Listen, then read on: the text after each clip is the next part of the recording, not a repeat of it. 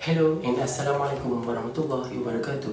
Today, our group will talk about mental health that happen among teenagers, especially students that are having open and distant learning, or should we say ODL, just because the COVID-19 pandemic. Before I start my main topic on mental health, let me talk about how this online learning started. As we know, COVID-19 was first identified in Wuhan City, China in November 2019. The outbreak of COVID-19 has rapidly spread across the world. The COVID-19 pandemic had a major impact to all sectors, including on higher education, as well as university closed their premise.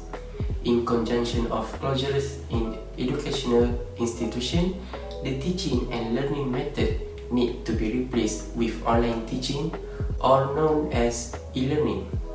Nowadays, various online learning methods are used, such as Zoom, Google Meet, Teams, Google Classroom, Telegram, WhatsApp, and YouTube application. This platform may help students learning in more orderly and organized, but it helps students in university to ease their work. Long time ago, maybe we thought that if the class was held online, it would be easy for us because we could lie on the soft bed while the online class was running. Besides, we can eat and drink without fear of the lecturer noticing. We initially enjoy the online classes, but over time, it caused us stress just because too many tasks must be complete in short period of time. Our eyes are exposed to the light from the laptop for too long. As a result, the eyes will not get enough rest and will become dry. At last, because there is no time to exercise, our health eventually worsen. We spend a lot of time late at night preparing assignment until early in the morning. Our sleeping patterns are becoming more erratic. Not everything we assume to be good is good. Maybe this online class used to be good in our mind, but in reality, having online classes are becoming a burden for students like us. Only then, we realize that this online class is in fact more difficult than face-to-face classes. Let's go back to our main topic. Mental health problems are becoming increasingly among teenagers because of COVID-19 pandemic, due to a lack of social connection just because of the shutdown educational institutions such as university and college. As teenagers, they want to form a friendship at university that will help them meet their social emotional needs. Teenagers frequently choose to connect with the world around them on their own and prefer to spend time with friends over family. But when this pandemic are still going until now, they can only meet and chat with their friends in online. We have seen many people having mental health issues.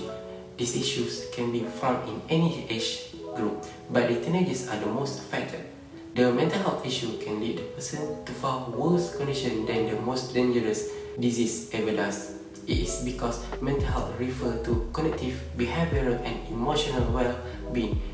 It is all about how people think, feel, and behave. That's all from me. Let's hear what my friend Hafizul will share about. Assalamualaikum, my name is Hafizul Hakim bin Fiah, and today I'm going to talk about the benefits of having a good mental health. So, mental health issues are becoming increasingly common in the world, affecting people of all ages, backgrounds, genders, and abilities without discriminations. While these problems are often considered taboo, the best way to help those who are suffering with some form of mental health issue is to be informed and aware of the problem and how it can be manifest. The mental health awareness course is the great way to go about this, arming you with an array of skills and knowledge that will ensure you are better equipped to support those around you. Here are 4 benefits of having one of these courses. First, it provides a better understanding of how mental illness can affect a person's life. Mental illness such as depression, anxiety, obsessive-compulsive disorder, and psychosis can affect every aspect of person's life, and unfortunately, this is a fact that many people are still not aware of. Attending a course on mental health will give you the ability to see just how pervasive the problem can be to those who are experiencing it, and will allow you to develop a different perspective on all the ways that it can influence their lives. Second, it can help to reduce the stigma of mental illness. As mentioned earlier, mental illness isn't widely talked about in many communities due to lasting stigma that surrounds it. This stigma primordially comes from a lack of information, something that mental health awareness courses are helping to change. As more and more people choose to educate themselves with these opportunities, we will hopefully see a change in the way it is talked about in the community. The third, it gives you confidence when helping those who are suffering. These courses not only teach you theoretical knowledge about what mental illness is and how to recognize it, but it also equips you with the skills to assist those who might need it. Understanding the best way to approach someone who may be experiencing mental health issue is incredibly important, as it will ensure that they will feel safe and comfortable to open up about how they are feeling. And lastly, it helps you to recognize early signs and risks of mental illness. Like most illness, mental health problems can come with their own set of warning signs and risk factors.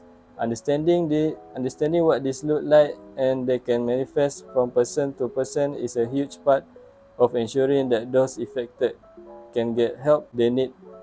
By becoming more aware of what symptoms and warning signs to look out for you, you will be more capable of recognizing them in the people around you, allowing you to support them if need be. So that's all from me. Thanks for watching. Now I will let Darren to continue the video.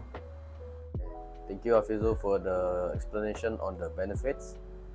So right now I'm going to talk about the complication of not having a good mental health. First, I'm going to talk about what is stress. Stress essentially is a feeling of emotional or physical tension. It can come from any event or thought that makes you feel frustrated, angry, or nervous. Stress is your body's reaction to a challenge or a demand. Living with a mental illness isn't easy. If you neglect your mental health, it is as the same as neglecting your physical health. Study across the globe has come to a conclusion that chronic stress has been linked to a higher risk of strokes, heart attacks, and obesity. While mental illness might be in your brain, it affects your entire body. The stress itself is not a bad thing. In fact, it's a good thing. Because in a short burst, stress can help you avoid danger or meet a deadline when it comes to work or assignment. As Bill Phillips said in his book, stress should be a powerful driving force and not an obstacle. But when stress lasts for a very long time, it may become an obstacle. So it does bear a question: how can mental health affect you? Mental health includes our emotion, psychological, and social well-being. It affects how we think, feel, and act. It also helps determine how we handle stress, relate to others, and make choices.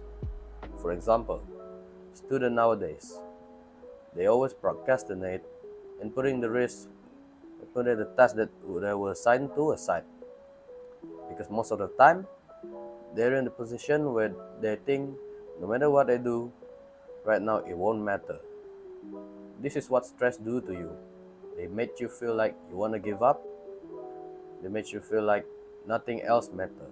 By letting it be for so long, the student will face some very serious consequences, such as failing classes and be forced to repeat the subjects. The other thing is, people who are stressed or depressed tends to make a poor judgment when it comes to making decisions, which will cause them to lose their relationship in real life.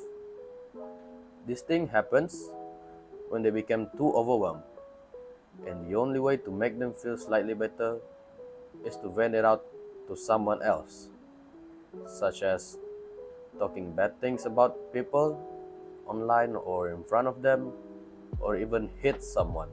By doing so, it will keep that very person from having a real and a good relationship with everybody. That's all from me. So now I'm going to pass it to Fakhrul. Assalamualaikum warahmatullahi wabarakatuh, and hi everyone. First of all, I want to thanks to Darren for the good explanation about complication if we not take care of having a good mental health. Day by day, we have seen many people having a mental health issues. But when we want to talk about the mental health, it is still looked at as a taboo in our society. Even if anyone tries to talk about it, people don't even consider it as a health issue. Meanwhile, it is necessary for us to understand that mental health issues are like any other disease. Now, for the section, I will be more focused on helping people who are struggling with their mental health issues.